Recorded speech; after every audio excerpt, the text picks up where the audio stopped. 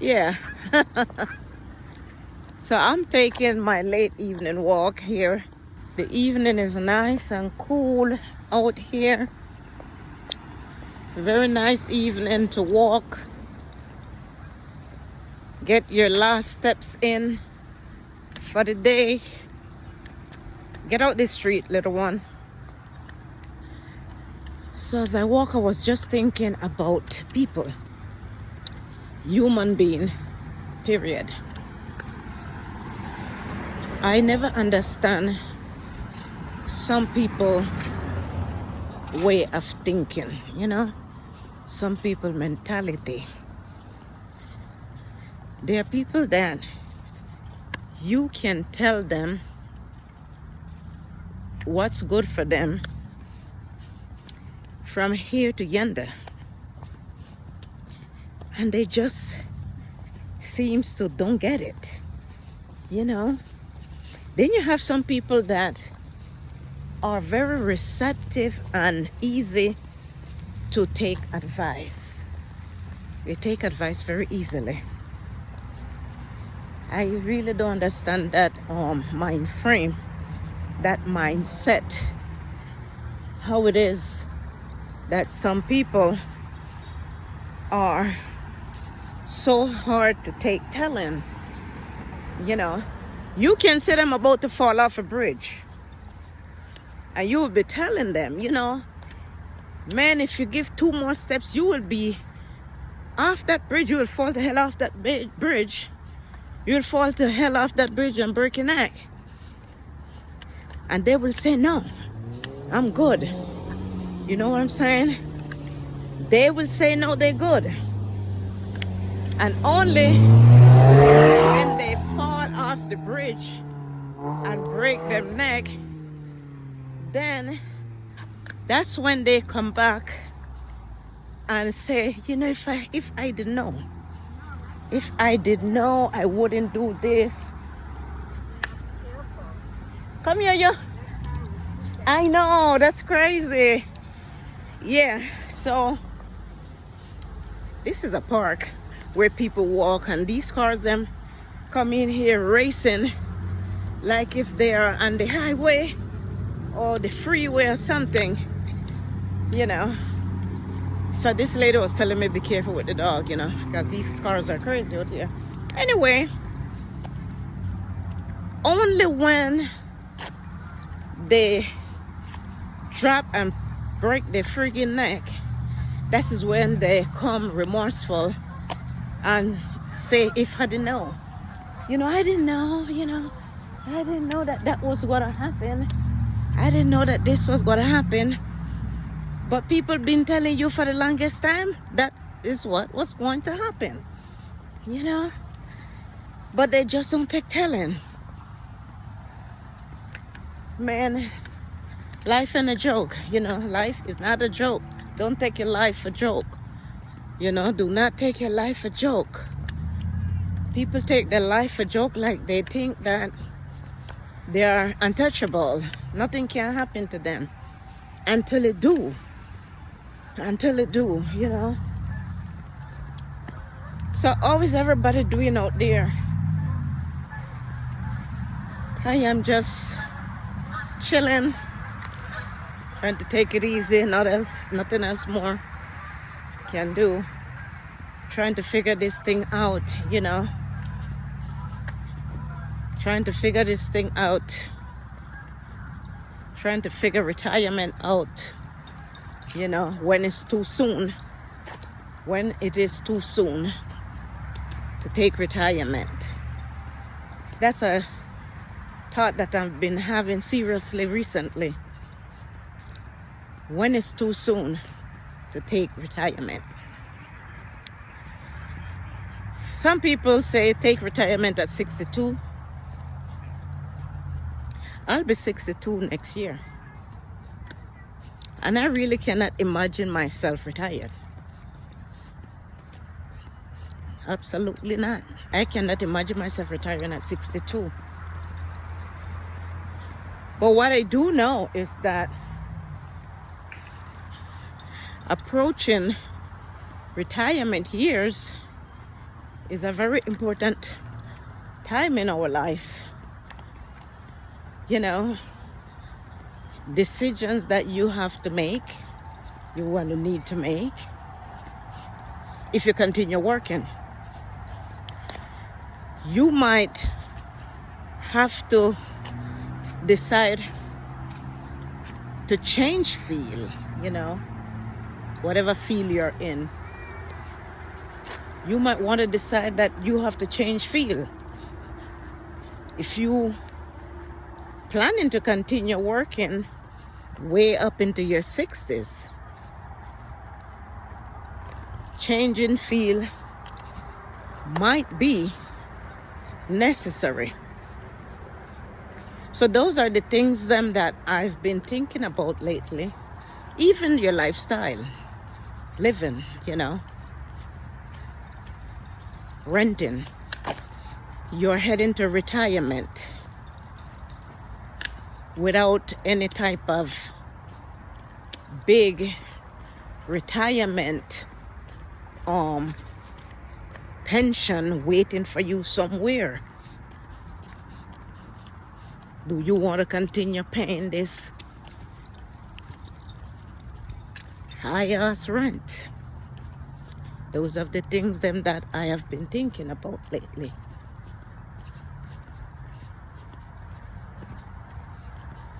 I am a type of person that,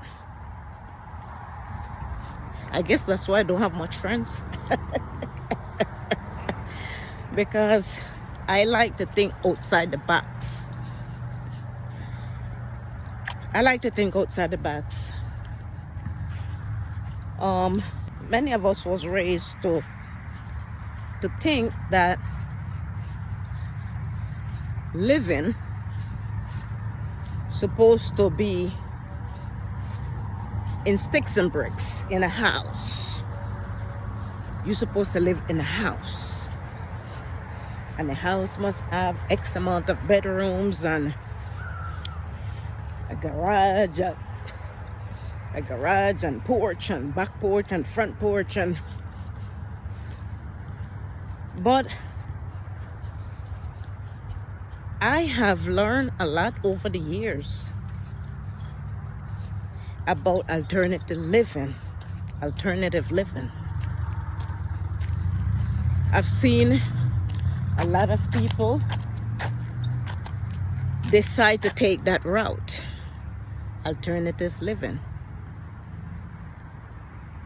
I believe alternative living can look different for everyone, you know. It could look different. So I was thinking, what could alternative living looks like for me? There's so many different options out there, choices of alternative living. So those are the things that I am thinking about as I approach retirement years.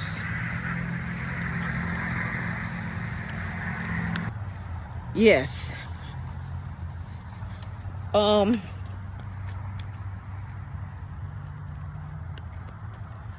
We all have goals, retirement goals.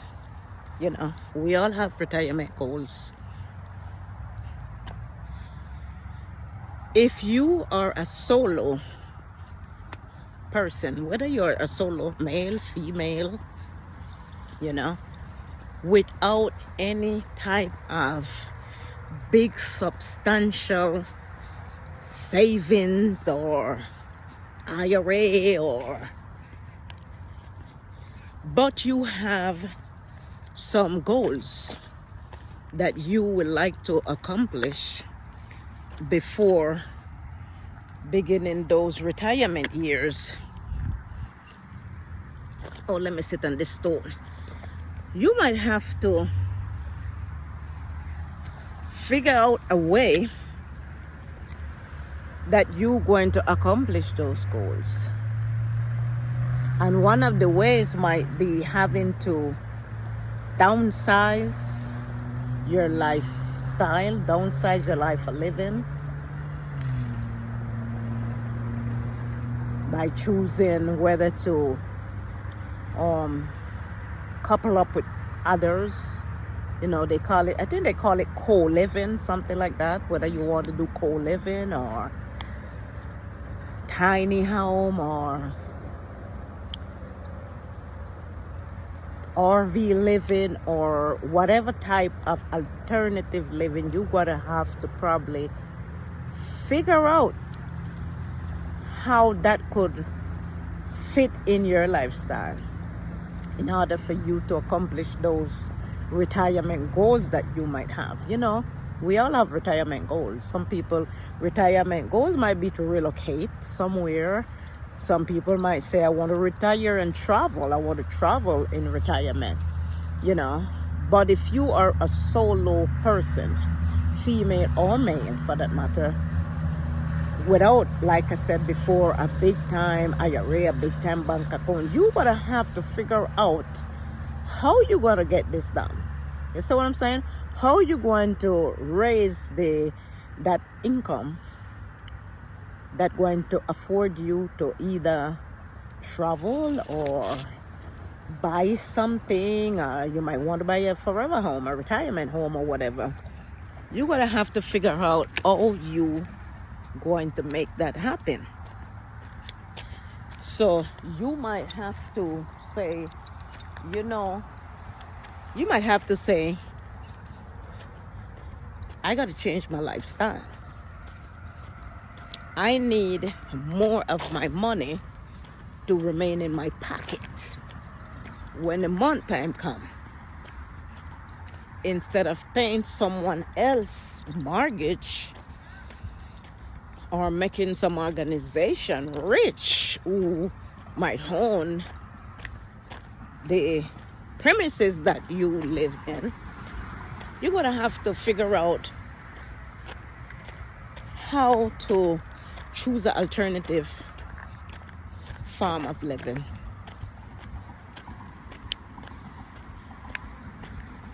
Yes, indeed. Yes, indeed. So that's where we at right now, trying to figure out what is going to be. What are we going to cut down and cut off in order to save more? Because that's the name of the game right now. The name of the game right now, if you already enter your 60s,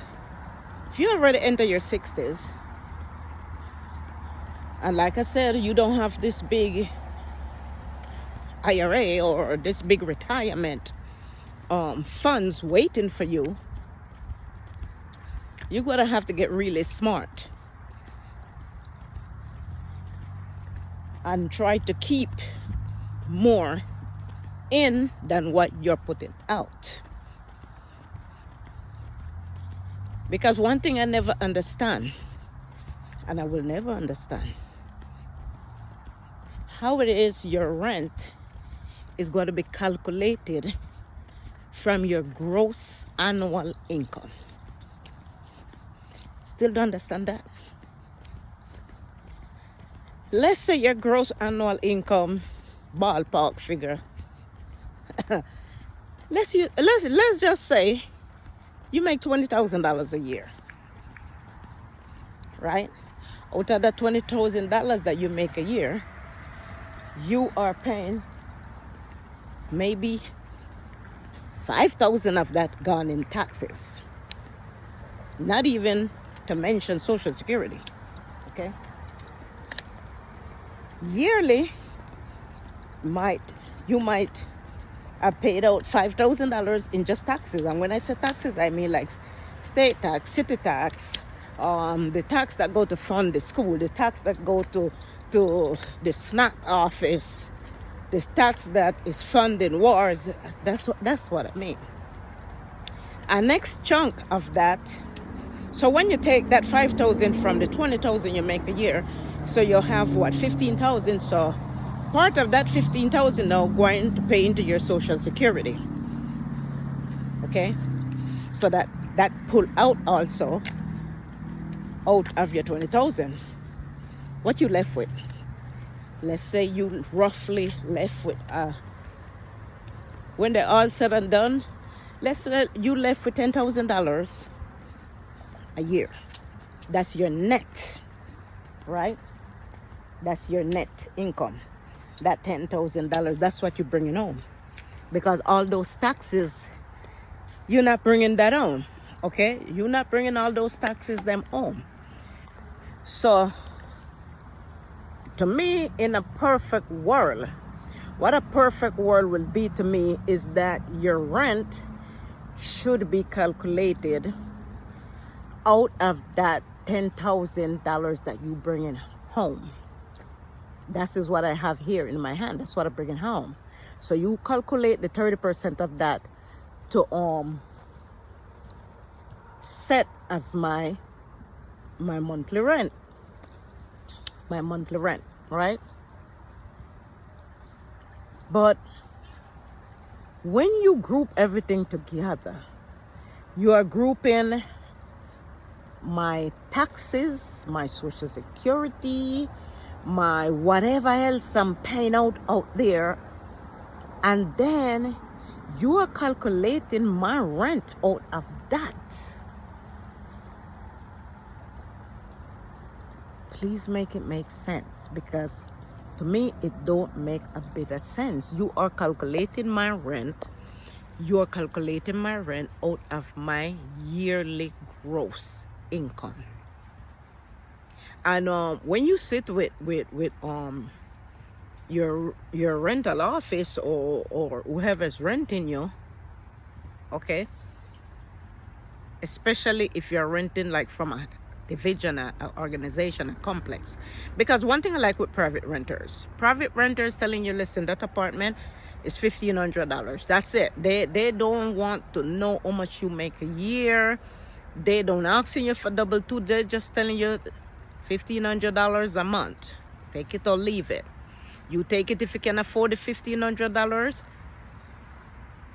and you leave it. You refuse it if you can't. But they are not scooping through your income to see how much you are making. And God forbid if you have two jobs. Okay? God forbid if you have two jobs. These places that charge you so-called according to your income, they get you. Okay? They get you. They get you, and they get you good. Okay? Because they are calculating your rent according to your yearly income. So if you have two jobs, you need to move. Okay? Because your rent could be way up there. And the worst part of that is that if for whatever reason your income comes down, they are capable of telling you you don't qualify for that apartment anymore. That could happen. So now, if you are heading to retirement, to me, you want to avoid that mess. If you know you are heading to retirement and you need more of your income to remain in your hands, it is wise to come up with an alternative way of living. And yes, people are going to say you're crazy. People are going to say she lose her lost ever-loving right selling her head. What it is she thinks she's doing? You know what I'm saying? And that's something that you're going to have to deal with, because you in your life, you might have you might have brought up in a family where that or your friends or circle or whatever, they believe in one form of living, standard form of living. You must live in a house with a number of bedrooms and the garage and this and that and the other. Okay? But at the end of the day, you got to do what is suitable for you. You got to know what you can afford. You understand what I'm saying? And you're going to have to build some thick skin and just do what you got to do. So those are the things that I've been thinking on lately. How long do I want to continue paying rent? You know, because it's not like I am paying for something that eventually is going to be mine. You know, it's not like I'm paying for something that eventually you know is going to be yours. If it's even a shoes box, that shoes box is going to be mine when it's all said and done. That's mine. So I can do whatever I feel like doing with it. If I want to bore the hole in the wall to put up a frame or something, I don't have to worry. I'm not going to be charged because it belongs to me.